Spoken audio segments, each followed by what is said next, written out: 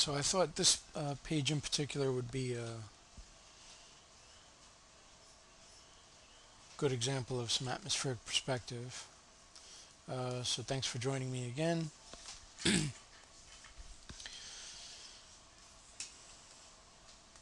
I'm going to go ahead and paint this middle panel.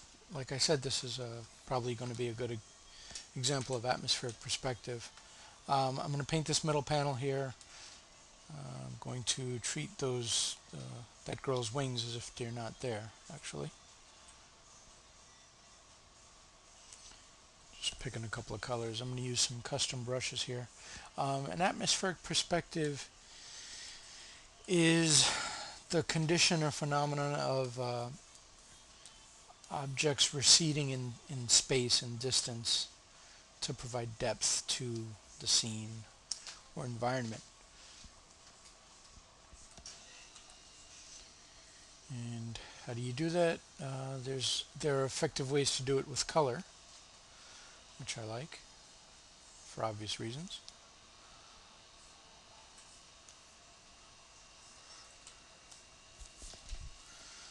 Usually what I like to do is just get my background colors and foreground colors all situated, and then what I do is I try to play up some of the middle values, middle hues. I tend to use this custom brush a lot just because it's a nice quick way to provide some variation in color here. And I'm adjusting the size of the brush in small increments here and there, just so that there's some randomness that's a little too splotchy. I can change the opacity a little bit. I'm just going to layer some stuff on top of these rocks.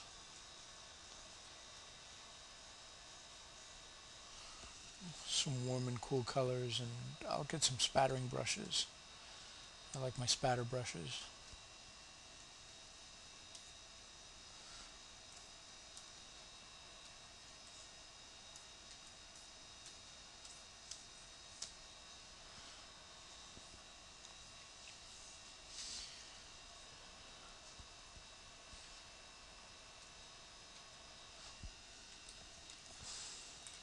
I also tend to like the pencil tool. So I'm just going to lay in some very quick strokes just to get some of the basic shape of these rocks. A lot of the form of the rocks are going down in vertical lines with some shorter bursted horizontal lines, but the form is mostly vertical. And then I can go in and just pick out a few notches here and there.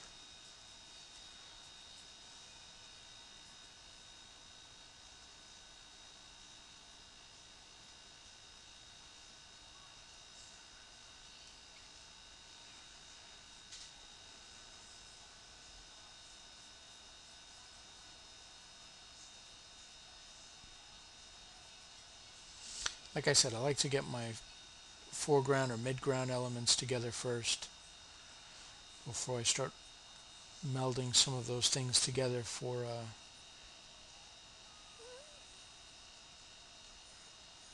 to work up the illusion of the atmospheric perspective. Um, when you're painting comics, when you're coloring comics, it's really more like painting nowadays with the way things are.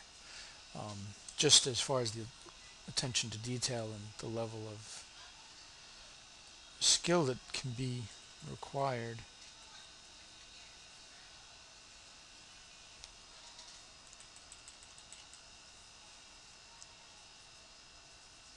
I don't want to get too bright with some of these strokes. I want to still retain a lot of them, but I don't want there to be too much of any one value here in these rock formations. Just dropping in a little bit of shadow. See, that pushes that edge out a little bit more. So it looks like there's some dimension, some depth, some layer to those rocks. And I'm taking my lighting cues from this figure. It seems to me that the light is coming from that direction, just based on the shadow under her head. Or actually more along the lines of like that. So I'm keeping the shadows kind of tight. I don't want them to be too far out. If it was coming from this way, then those shadows would be out like that much. But they don't need to be. I'm just using some gray because, well, it's a neutral tone in the rocks. So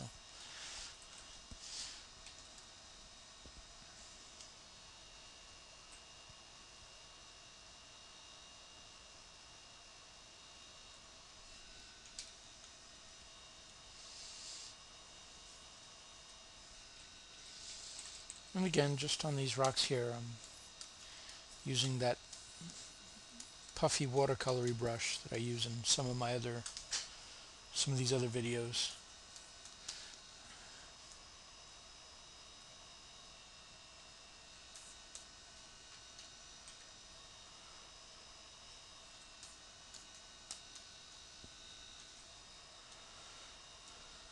And again, more spatter, just for texture.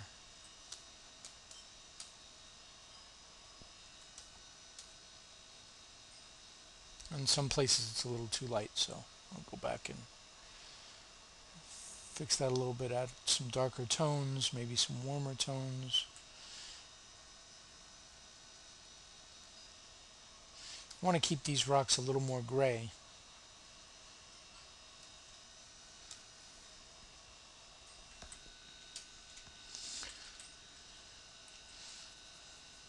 Get more shadow.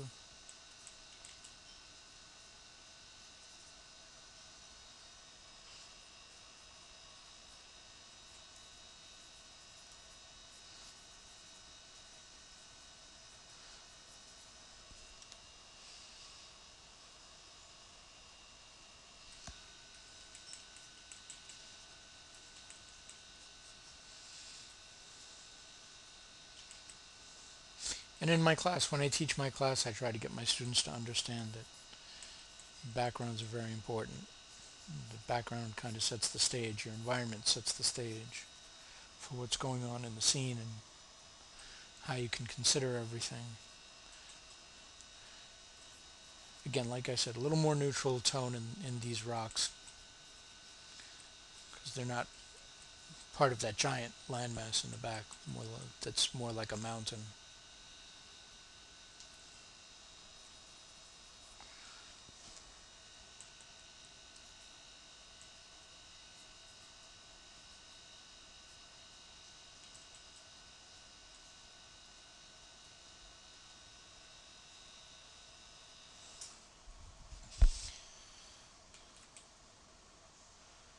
Okay, and then once I have that, I'll go here and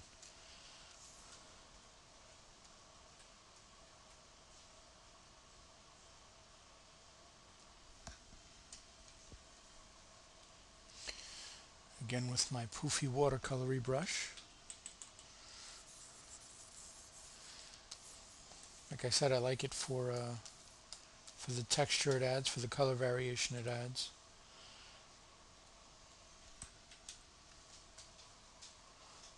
Also have some pretty cool texture pencils that I like to use sometimes.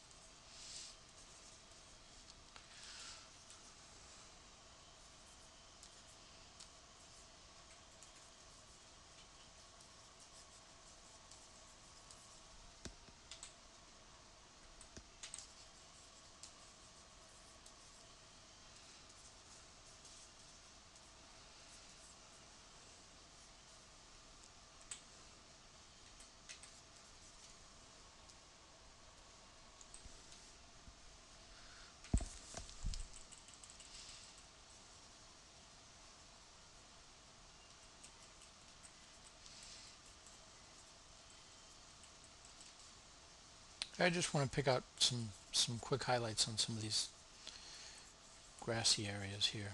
And I'm treating it kind of like you would treat hair, where and with human hair you wouldn't color every strand of hair. You'd be coloring masses of hair. So I'm kind of treating it the same way. Just some masses, just picking out the tops of some of the masses. And then a little bit of texture with a stipple brush.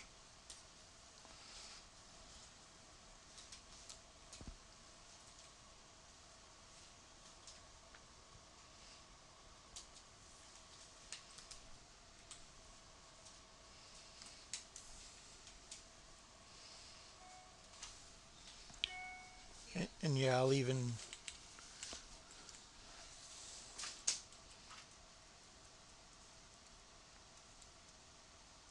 drop in some highlights here on these. I don't know what that stuff is, but it should be touched upon.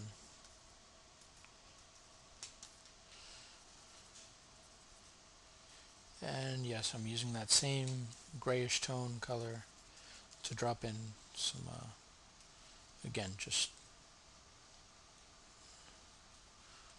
some quick highlights on some of these areas. And it's okay to use some of the same colors as long as they're not outlandish. Like I'm throwing in this gray color here. And what it's doing is it's helping to unify some of those background elements hopefully without looking too obtrusive. Alright, so now I have this midground here. So I've got my colors here that I've kind of decided upon, and then I've got this background here. So I want these colors in this middle plane, or in these two middle planes, to kind of lean towards one way or the other. So I've got some of those warm colors in this rock face here, and I'm going to grab some of those. And these are still pretty neutral.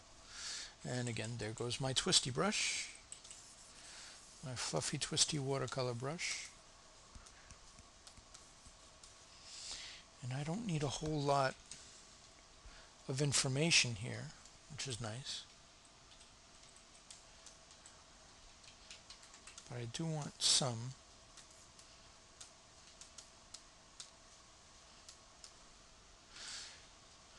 What I like to do is I like to grab a little bit of sky color.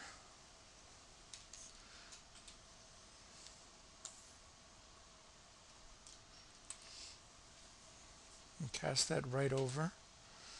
I'm going to take some of this gray color that's also in this mountain face here, and I'm going to start changing up some of these shapes. Actually, I'll use that color here. Just want to give this a little bit of an interesting kind of edge.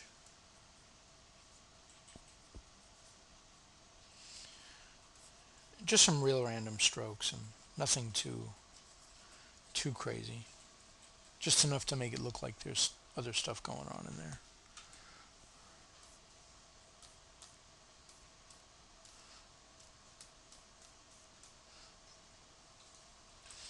And I can also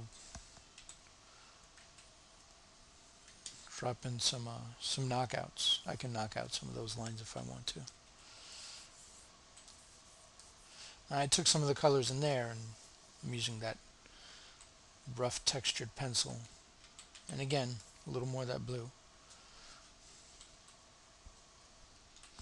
And this time I'll take some lighter blue, and I'll use that to get some of these edges here on this hilltop mountain, whatever you want to regard it as.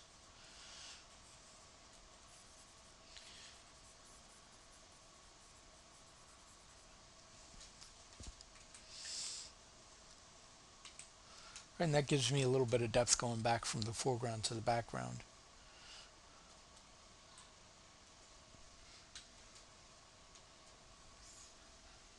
Okay, again, same brush.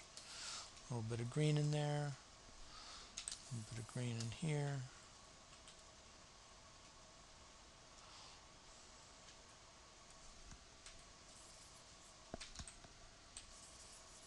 Change the opacity a little bit.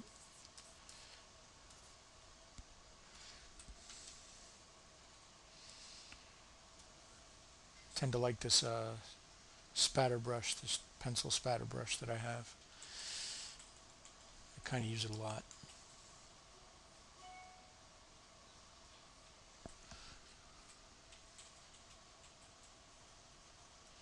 And I'm just picking out some shapes and masses again. Almost in kind of a happy tree way. For those of you that get that Bob Ross reference.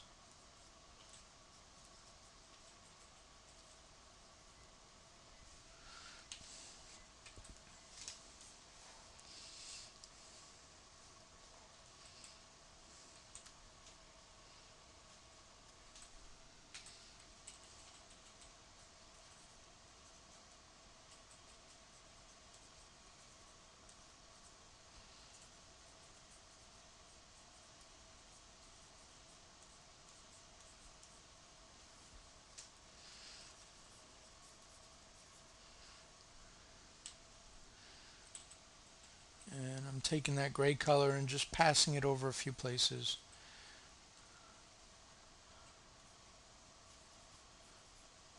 Again, backgrounds should be unified.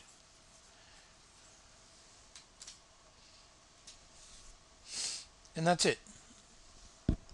That's how I achieve atmospheric perspective in my work, to help create some depth and solidify some of the spatial relationships between objects and planes. Thanks for joining me, and if you have any other questions, feel free to ask in one form or another, whether it's on Facebook or the Comics Experience forums. And if you're interested in more stuff like this, sign up for my online digital coloring classes for comics and illustration at comicsexperience.com. Thanks. Bye.